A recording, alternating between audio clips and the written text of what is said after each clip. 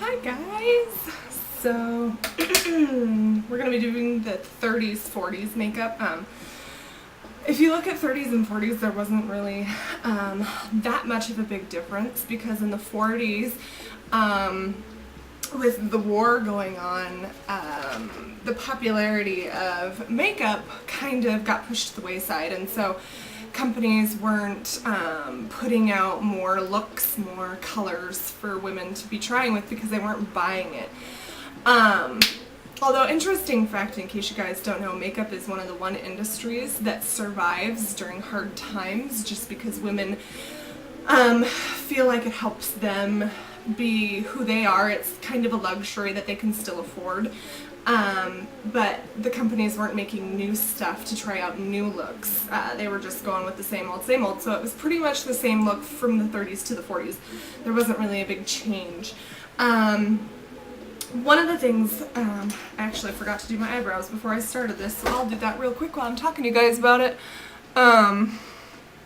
One of the things with the 30s and 40s was the eyebrows. They were very plucked and very thin, and they were in a crescent shape. I don't know if you guys remember, but it was more like a moon, so it was a very crescent shaped eyebrow. There wasn't much definition or arch or anything. It was all just one kind of really big arch. So that's kind of what they had going for them back then. So anyways, we're gonna get started here as soon as I finish filling in my eyebrows. I look freaky without them, huh guys? Couple things about the 30s and 40s. I don't know why I'm looking in the camera to make sure you can see this, because I'm just filling in my eyebrows real quick. Anyways, a couple things to keep in mind in the 30s and 40s. Was everything that was applied was earth tones. They were trying to shy away from what the 20s had created, was this bold, they call it the harlot look. So women were going more back towards more natural, more fresh looking faces. The face was still very pale. A pale face was still what was in, what was desired. And so if you're looking to do a 30s style, make sure the foundation matches your skin tone like to a T. If you're pale, works even better for you. If you're not pale and you're trying to go for that 20s look, or that, 30s, 40s look, I might recommend just bumping a shade down, or not even attempting it at all, because it might not pull off as well. I just got out of the shower, so that's why my hair is all wet. I do my makeup before I do my hair. What do you guys do? Is that weird? I don't even know. Okay, so I'm going to use a MAC cream shadow to start out with. I didn't prime my eye just because I find with the cream shadows, if I do prime my eye, it doesn't apply as well. Unless you have oily skin, I would recommend a primer. Yeah. And once you put your primer on, I'd set it with a translucent powder. Yes, I think that's what I would do. Okay, moving on. So this pretty much, it's kind of reminiscent of the 20s, even though that's what they were trying to get away from. But it's very much like the same shapes that you're working with. That shape was still considered desirable. And it was the same kind of concept of filling in the whole eye, and only using like a couple colors. So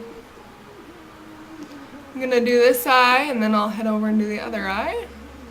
Just filling in the whole lid. Keep going until you get your desired hue.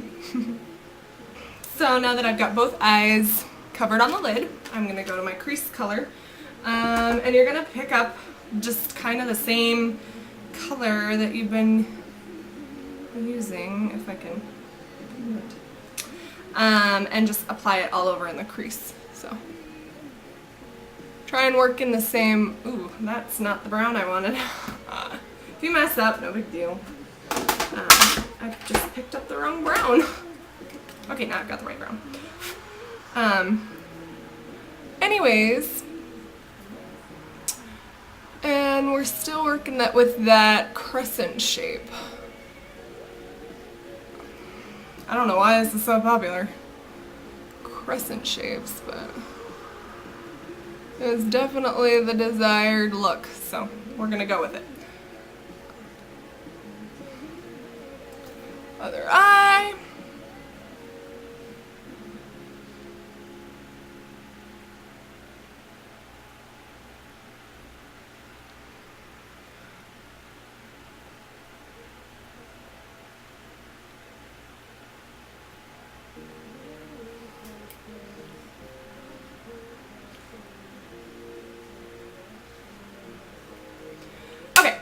So now you've got that done.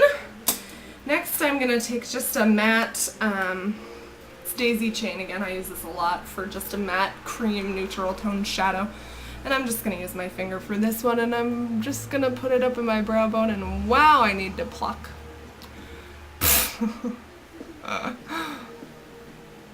Okay, so again, if you remember from my 20s video, you want to be careful not to blend it too much because you don't want to lose that crescent shape that we have going for us. Okay, so that's done.